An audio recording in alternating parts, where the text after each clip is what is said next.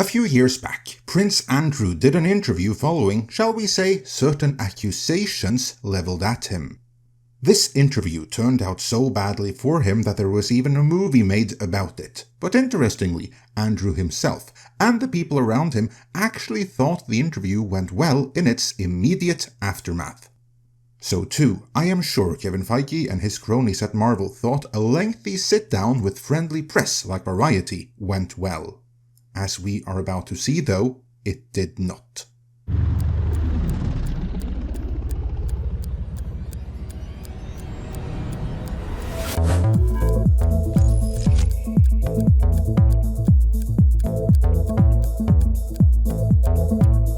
The Fantastic Four First Steps from Disney and Marvel Studios, the latest installment of the MCU, starring Pedro, Pascal and Vanessa Kirby, is upon us. Katie on X says bring tissues, but not because you're going to cry. Dio says it beats you off and doesn't stop. I stretch the bounds of space. Daddy Pedro brings it home in the Fantastic Four.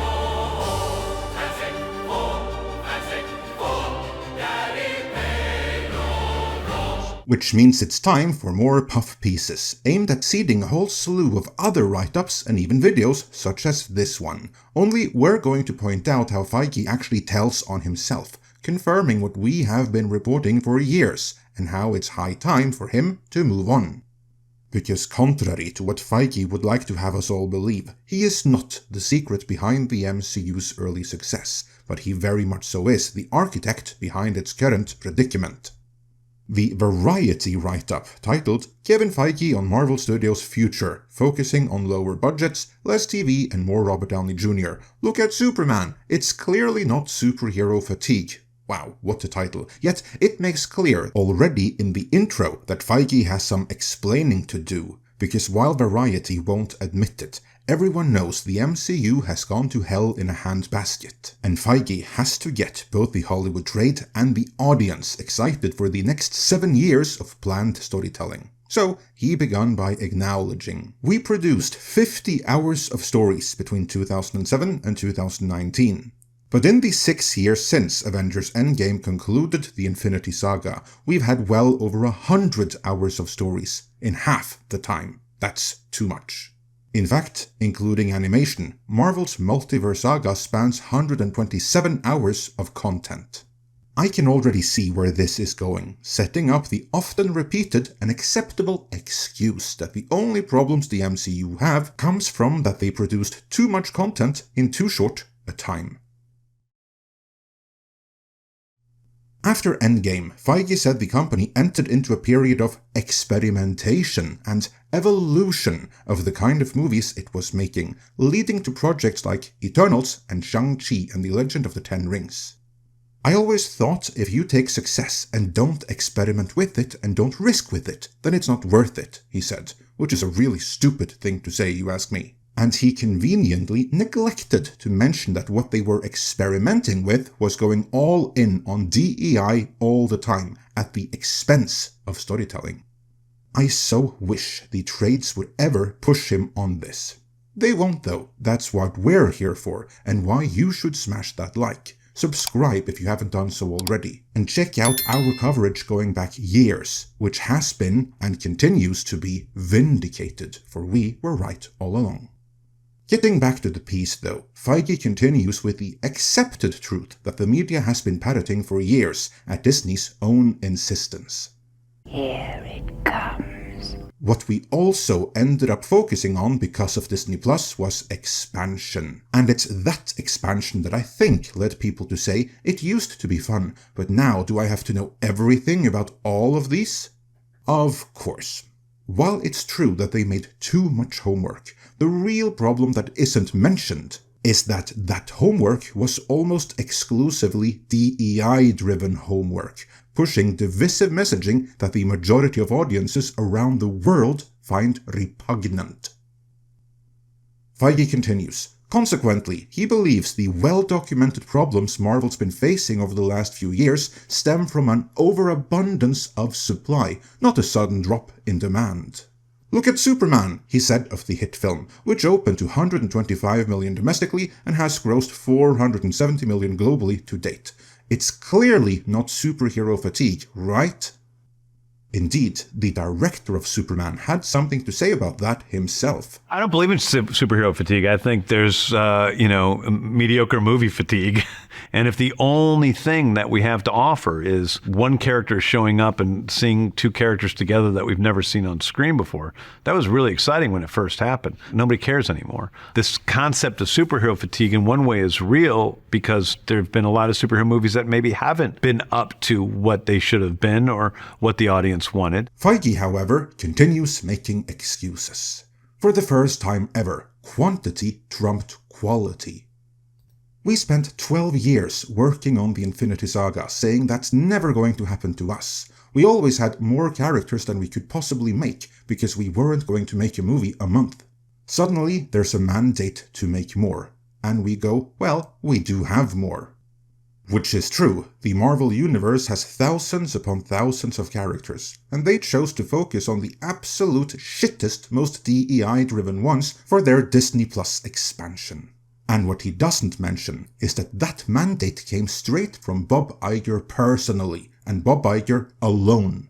Disney Plus was his baby, and he even wrote a book taking full credit for it and bragging about forcing to make studio heads like Feige make a ton of content for Disney Plus. And to spare no expense while doing it. Spared no expense. Spared no expense. Spared no expense.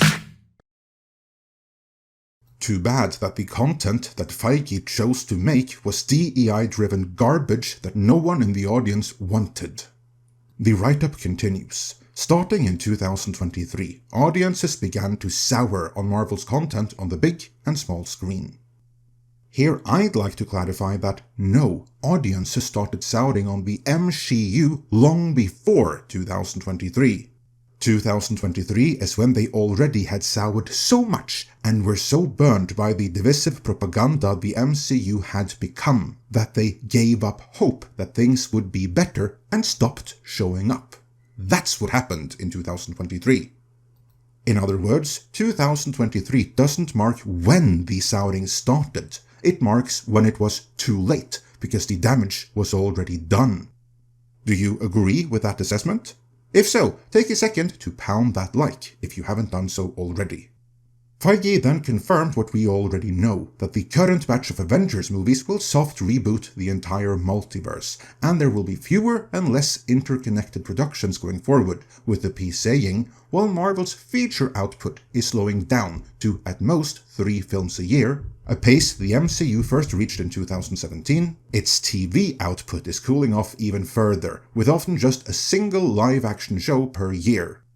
And the shows they do make will have far less overlap with the feature films, to disabuse audiences from the expectation that they have to watch everything to follow what's happening in any MCU project. And that is the ultimate failure of Bob Iger's entire vision for Disney+. The piece then addresses 2 ultra-woke projects that were sitting on the shelves for years, trying to connect their delay to Marvel having produced too much, which is bullcrap.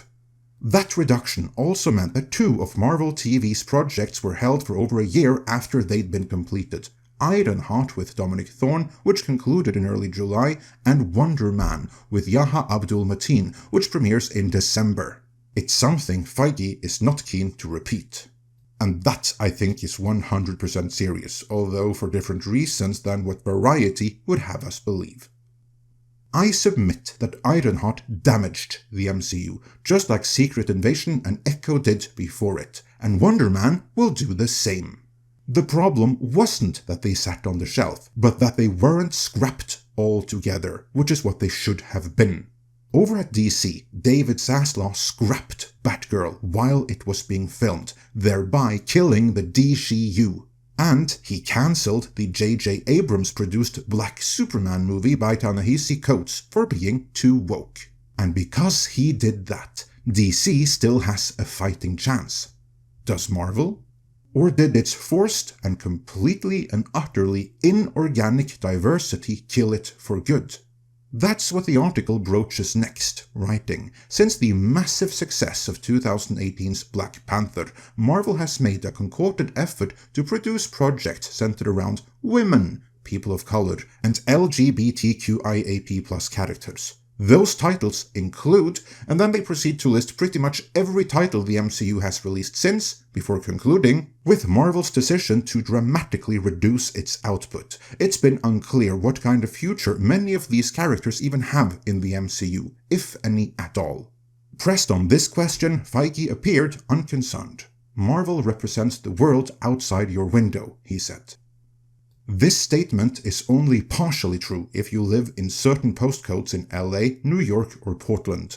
Beyond that, the forced and unnatural diversity in Marvel represents nowhere else on the planet, and is the foremost reason why audiences all over the world have turned their backs on the MCU. The world does not look like Hollywood thinks it does, or would have you believe. Feige clearly did not want to talk about this, of course, because surely it must be as obvious to them as it is to anyone else that forced, unnatural diversity, girl bosses, and excessive queerness has all but destroyed the MCU. But no one in Hollywood can admit that. So they just moved on, after making it clear that Miles Morales won't make his debut in live action till Sony is done with him in animation. Next, the interview addresses, without labeling it in those terms, Feige's own incompetence as head of production, and his insistence of starting to shoot movies before their scripts are ready, seemingly hoping that they always will be able to wing it and make something good, even though that clearly hasn't succeeded for years now. That, however, we will get back to in the next video.